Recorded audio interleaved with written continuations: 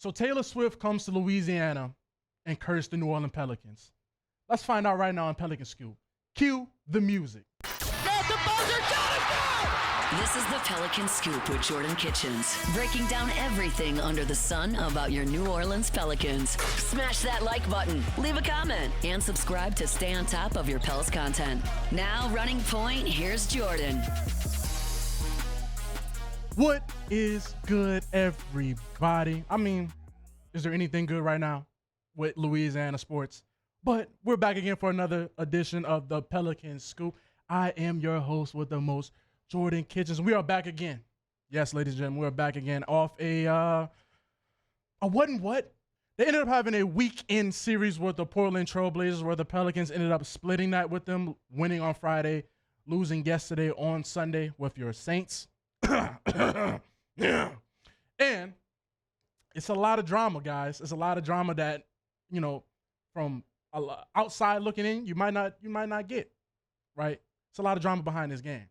And I'm going to tell y'all why. Anfernee Simons and Brandon Ingram. Simple as that. Simple as that. Anfernee Simons and Brandon Ingram share a baby mother. You're like, why are you telling us this, Jordan? Because they went head-to-head both games. They were going at it. Matter of fact, the game winner on Friday. So now you're deep into the clock. Man, oh, man. It's going up. Going to get it off in time. Yep. Makes it count. On Friday, the Pelicans, they played pretty well, right?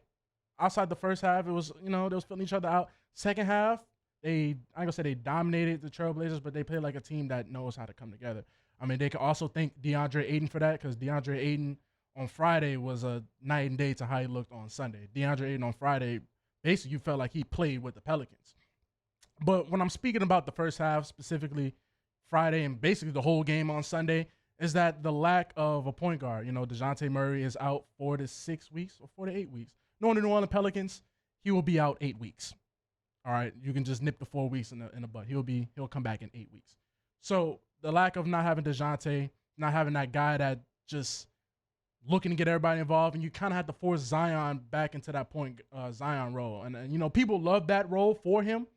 I like it in spots. I think that takes away from Zion's greatness when he has to shoulder that load too, and he doesn't, get easy looks, and he has to sit there and facilitate the offense and bring the ball up the court. Or just having various players bring the ball up the court compared to how they look against the Bulls with just DeJounte really bringing it up. Maybe CJ occasionally, BI, but when you got Herb, Zion, CJ, BI, like everybody's bringing the ball up the court. There's no continuity with the offense. It's back to what we were trying to get away from last season. Positionless basketball. Have a little bit more structure. So on Friday, you definitely saw that in the first half where they were trying to life without DeJounte. You felt that. It was clunky. It didn't really get all the way going for real until the second half. And what's reared its ugly head in both games is the rebounding and the points in the paint. Both games, you lost the rebounding battle. Now, in the first game Friday, you barely, it was 48 to 44, but points in the paint, 42 to 30. Portland, 42 points. Pelicans, 30. Pelicans, 44 rebounds. Portland, 48 rebounds. So you lose both those battles, and you lost it. I'll dive into Sunday stats too, but they lost again on Sunday. And that right there is what scares me, ladies and gentlemen. It scares me. It scares me because on Friday, you needed a Brandon Ingram game winner basically to win the game. You won by 2 points. And then you come again on Sunday. Portland comes out playing motivated. Anfernee Simons is playing like a man that got embarrassed by his baby mama's ex-boyfriend, kinda, maybe, whatever. Came out like a man embarrassed and just gave it to him all night for 4 quarters. I mean, we're really, outside of the little bit in the first quarter, the Trailblazers controlled the game throughout. And that's on Sunday, not on Friday. Friday was a little bit more nip and tuck because Pelicans were losing in certain aspects. Like, another problem is that, the leading rebounder on Friday was Zion with 11 and BI with 8. Those are your 2 leading rebounders. Your forwards.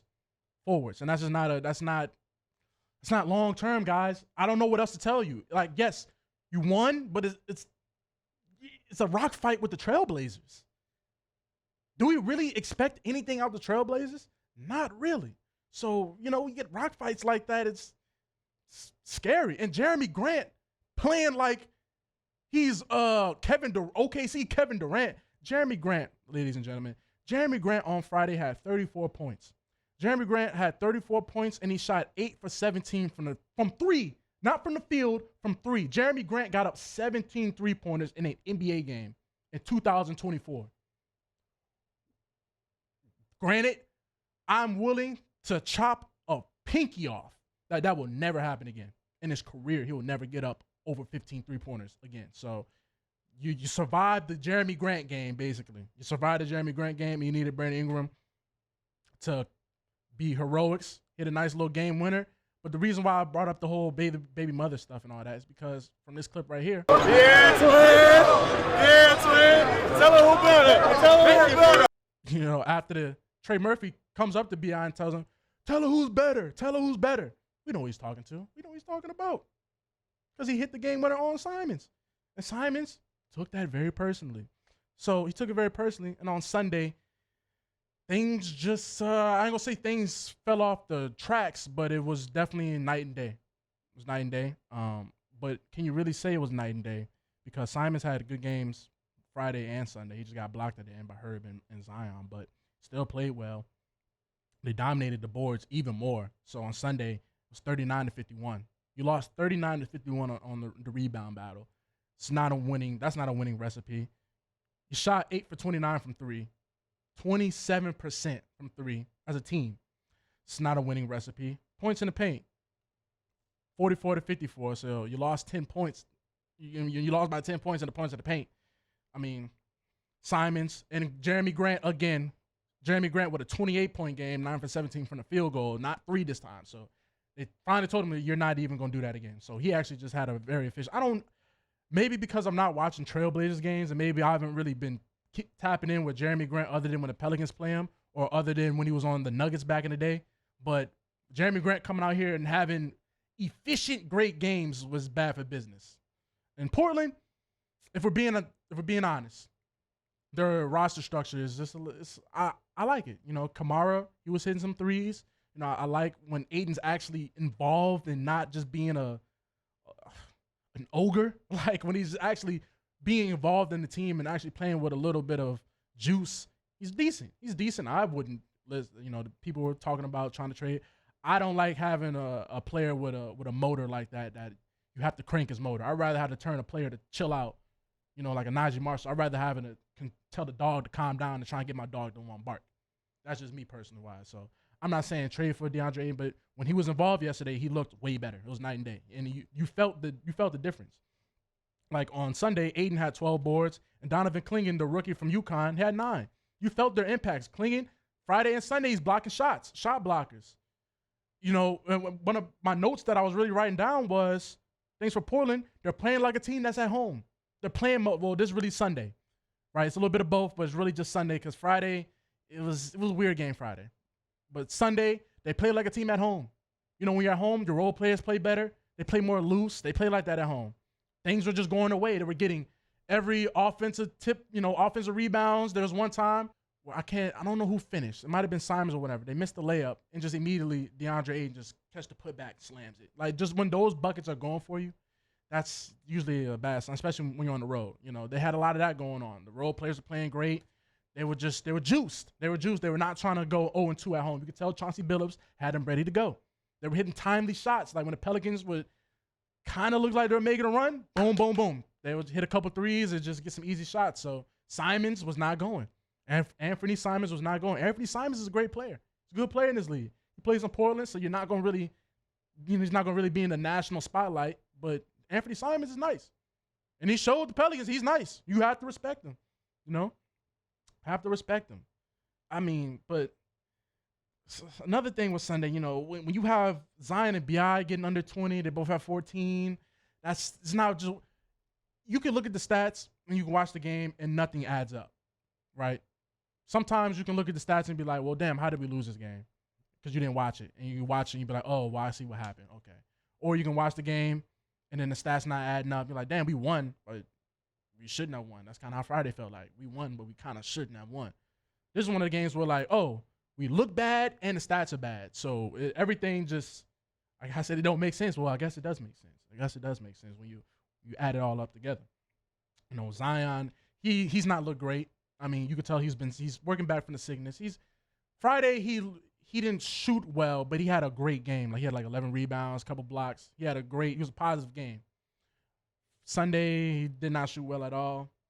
I also think that having DeJounte, like I said earlier, I think that does hinder him a little bit. That he has to be put back into a position where, hey Zion, we need you to do, but we also need you to create the offense and get there. Like I don't really think that's using it. He can do it, but that's not using him at his best, right? So the quicker DeJounte gets back, and the quicker, because Jose Alvarado, he had 4 assists on Sunday, but he's not he's okay. He's a smart guy. He's not the long-term solution that you can fill in for, like, when DeJounte goes down. I hate to say it, Dyson Daniels looks real great in Atlanta right now. Dyson Daniels is playing the best basketball, and it kind of hurts my heart now because DeJounte had a great game and then, breaks his hand, and Dyson looks fantastic. So maybe Dyson would have fit in real well, in the starting spot right now at the point guard. He would have. So he's not. And also what helps Dyson too is he has a Trae Young, so he doesn't have to be put in a position where he has to create. Like he can let Trae Young get into where he needs to go and just play defense. So it's just the lack of not having a point guard right now is going to hurt this team. The lack of size in the paint, I've been harping on that. It's going to hurt. It's hurting now. Like even the Bulls game, it was, you're losing the rebound battle or you're tying them up. It was like even, like it would have to be even. Like they're trying to, but one thing I will say, it's not like the Pelicans are not trying to get rebounds. They're trying to do the team rebounding thing and everybody crash the glass and everybody come in as one. But at a certain point, when you have 7-footers, athletic bigs like Aiden and Clingan, and this is just DeAndre Aiden and Donovan Clingan. We're not even talking about the upper echelon, real deal. You got to worry about these guys. These are just these guys, and they're doing this. So it's a little alarming. They play the war now. You move on from a series with the Trailblazers. Now you're about to go into a series on the road against the Golden State Warriors, who are on fire. But got some news that Curry might be missing a couple games because of an injury. So I'll dive in that tomorrow for that game preview for you guys.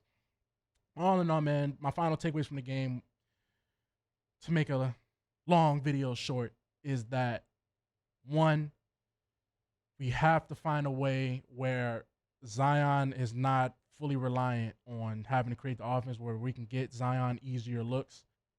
Utilize Zion to his fullest potential. He's working back from his sickness. I like the minutes he's playing. He's just it's not there all the way yet. Usually when Zion misses some time, he has to come back. It takes him a little time to get going. So I'm not worried about him. He looks great, like conditioning wise and all that. It's just the shot has to get going. So biggest takeaway is the Pelicans have to find a way to get him easier looks. Yeah, he's missing a lot of gimmies, but just a lot less force it to the paint with a lot more, pick and rolls and whatever. Just give him the ball. Find a way to get him the ball. It shouldn't be that hard. Throw him a lob here and there too. Don't have a point guard. So just having to find a way to adjust without DeJounte. You got to find a way to control the boards a lot better. You have to find a way to protect the paint. Herb Jones cannot be playing the big man spot. Herb Jones has been okay, but it's like Simons are giving Herb a little bit of the business. A lot of bit of the business. Time's getting everybody the business. But you got to find a way. The Warriors are going to be a great task. Buddy Hield's on fire. Right, they look real good. We'll see if Curry will be missing time. I will report it. But other than that, Pelicans, they just got to find a way, because if you're not going to rebound well, you got to hit your shots. So if you're not going to hit your shots and you're not going to rebound, you're going to lose every damn game. Unless Brandon Ingram just becomes Superman and saves you. Because he's playing outside of Sunday, he's been looking, he's going to come back down to earth. But all in all, thank you guys for sticking in for another episode of the Pelicans Scoop. Hopefully Taylor Swift, now that she has left the state of Louisiana, that we can get back into our mojo and get things back going. It was it was a dark clouds, a lot of fog and all that going on when Taylor Swift was here. It's a lot of foggy, whatever. Hopefully we can see clearly now, and the Pelicans can get back on track against the Golden State Warriors on Tuesday night. And we will have that video for you guys on Tuesday. So thank you guys. I've been your host, Jordan Kitchens. Like, comment, subscribe.